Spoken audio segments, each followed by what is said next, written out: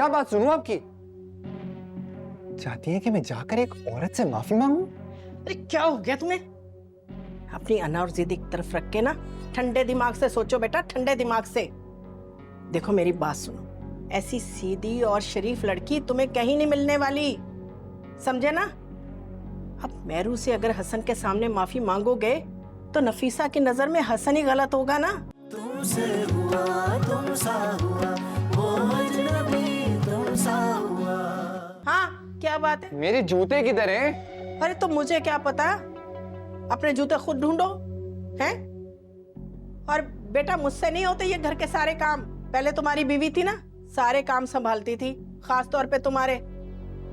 अब घर के सारे काम मुझसे नहीं संभाले जाते। हाँ मैं समझ रहा हूँ, ये जो आप कर रही हैं ना मैं समझ रहा हूँ, लेकिन चाहे कुछ भी हो जाए मैं उसे वापस इस घर में लेके नहीं आऊंगा। अरे फराज, एक बार ना मेरी बात सुन तो लो। मैं नहीं सुन रहा भाई बात। क्या बात सुनूं आपकी? चाहती है कि मैं जाकर एक औरत से माफी मांगूं? अरे क्या हो गया तुम्हें? अपनी अना और जिद एक तरफ रख के ना ठंडे दिमाग से सोचो बेटा, ठंडे दिमाग से।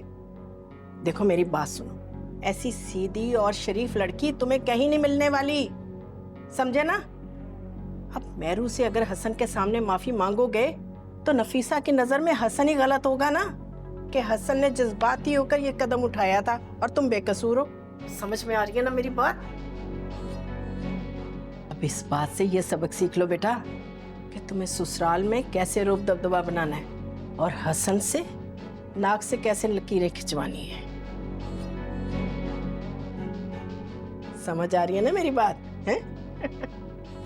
अच्छा मैं नाश्ता बनाती हूँ, तुम चलो तैयार हो जाओ। अम्मी लेकिन वो मेरे जूते। अरे तो खुद ही ढूंढ लो ना, अब ये सारे काम भी मैं ही करूँ? मुझे कैसे पता मेरे जूते किधर हैं?